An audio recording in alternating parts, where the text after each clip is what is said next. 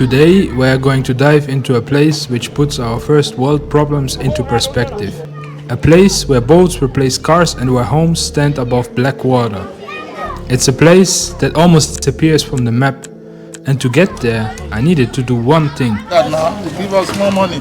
Over the next 10 minutes, you'll see a community where the perks and the struggles are often one and the same. All over the floating ghetto come here to this place.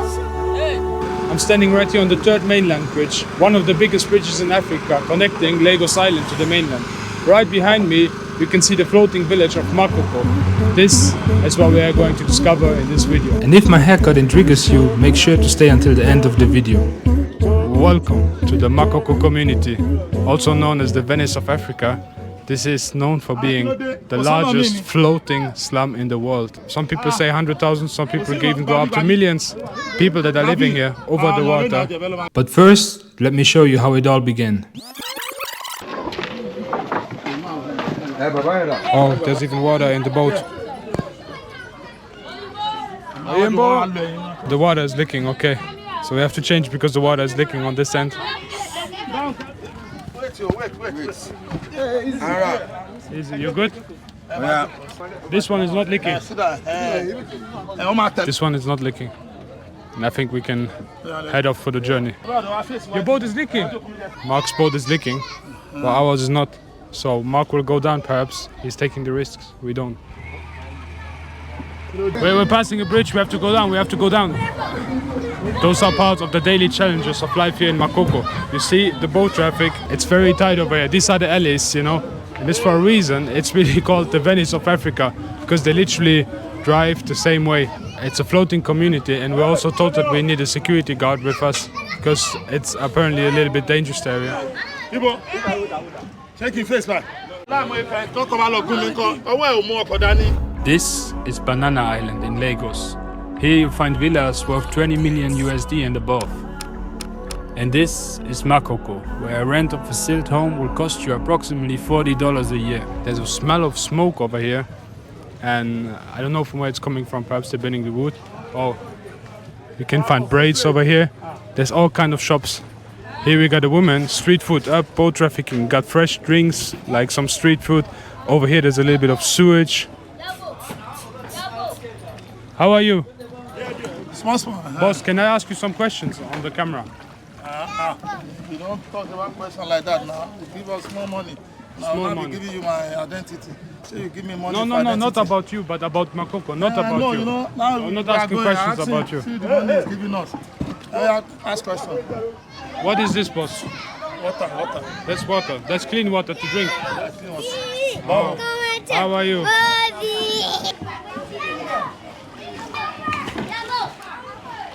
People here, they are really making a living out of it. Like some people are swimming here, you can find food over here. Do you fish here? Inside of Makoko? No, we don't fish. You go outside of Makoko to fish? Ocean. You go to the lagoon, you fish there, and then you come back. There's fish here. We have catfish here. You have catfish here? We have catfish here, but we don't like it. What language you speak here? We speak Ijo, Ebon, Shekiri, Ilaje. You speak Yoruba? You're asking me questions, small. Makoko began with the migration of the Egon people from Togo and Benin to the shores of the Lagos Lagoon around 200 years ago. Over time, as the city grew and land pressures increased, the community was gradually pushed off the land and onto the water, building their lives on the stilts above the lagoon. How much people live here? Several millions. You see people, our government say they want to come and pursue us. We cannot agree. Okay, so more than millions, you can see. More than millions? Yeah, millions. Millions of people? 20 millions, 30 millions. No, in Makoko alone? Yes, in Creek alone. In so Makoko government, they are not serious. Like me now, if they say they want to carry me to jail, I'm ready. But government, they are not helping us. Yeah, they are not helping us. No, they should leave us alone. They don't help us, so we help ourselves. Yeah. So if Lagos, if Nigeria is going down, Makoko is not dependent. They will not go down. No, because you are relying on yourself. You get money from fishing. You send your children to school. They go to university. Then they come back. They become doctor. Oh, okay. So they send them to school outside of Makoko. No, in Makoko. Then they go mainland. Yeah. Primary in Makoko. Okay. Secondary in Yaba, and university in anywhere. Okay. Yeah. It's one voice, one mind. We use one voice. You're basically one nation apart from Nigeria. No, not one nation, but we use one voice. Now, if you want to become governor, if you come to Makoko, we have larger number of people that can vote for you. There's a smell of smoke. They are burning their dry fish now.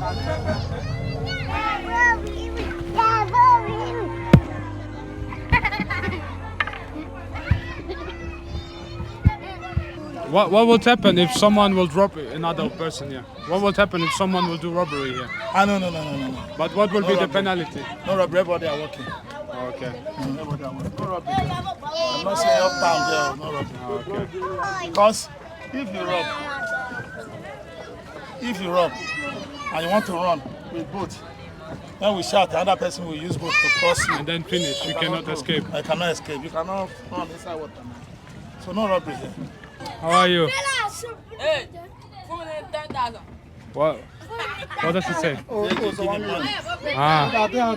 So if you go on main Lagos on the streets, there's a lot of traffic, and if you come to Makoko, there's a lot of boat traffic. Well, now the streets are tending to be bigger. We're going to the area where people they tend to go out and fish. From here now, you see this fish. You see, this water is different. Yeah, it's not black anymore. It's not black anymore. So lagoon start from here. Okay. You can see nets. You can see boats. You see nets. Yeah, you see yeah. people coming from the sea. Some people are just going. So here you can fish from here. And you can fish from here. The water people is are clean. going to the sea now. Okay. Yes. Wale padà ṣe. Ma gan, wo bi padà kó lọ gbọ́n mi jọ o ń gbọ́ràn. Wait, don't cap. This area, when we entered the bay, it's not a really safe area. That's why we're turning back to the neighborhood, to circulate in between the houses. Can you, as the Makoko people, can you... Again, another session. Last one. No, another session. Okay, one question, how much? Oh, I mean, kò easy. Hello. Okay, boss. Amòfin ni máa rí máa dá lóhùn, mo ń bá ṣe amòfin ni mí. Ojú mi tí mo ń ta yẹn, mo ń risk ẹ ni. Oh, you understand that? Okay, ask me. Okay. Can you, as the Makoko people, imagine to live outside of over the water? If the We government can asks you, cope now. We can cope. but you prefer to live over the water. We can live upland. We can live on water. But it's We better. are both for us. sided. But you prefer the water here? No, or we the prefer land? both. Both. We prefer both. Okay. Yeah. Let's get the banana. You take one, boss. Shoulder drain. Kilo de. Sit down. Are you okay? Yeah. Pada son. And there's literally water coming in. I think we have to get rid of the water, I know it was. because otherwise we'll be in the water for real. No, it was coming. And the dark water. It was coming. Boss, why is the water dark here in this part Because of the dirty. of the sewage? And And if you don't come to the water, then the water comes to you. The boat just flipped. Okay. How are you? Yeah? Here we are. I'm about to get a haircut. Everyone is there. Everyone pulled up. And at that moment, I've been told that it was his first time cutting straight hair. How many people you think you are here in this room right now? About 15. 15 people? 20 people? The 20 people in the room. So you are the main barber of Makoko. Because it's a large community, you have people from all over the floating ghetto come here to his place to cut hair. How much money is he making a day? Bí èlò lẹ máa ń rí ní ojoojúmọ́? How much do you make on a daily basis? It depends on how much they cut the hair. About $10. Tell him, I'm sure he's gonna make a good job. A good job. Yeah, I believe in him. Okay.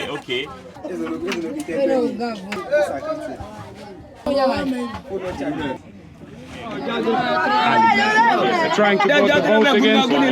It's crowded with people. Bossman, which boat can we take? There's so many. no, this is ours. We're about to leave Makoko. Fresh haircut. Man gives you a lesson. Kindest people over here, or close to, at least. Very nice experience, despite the challenging.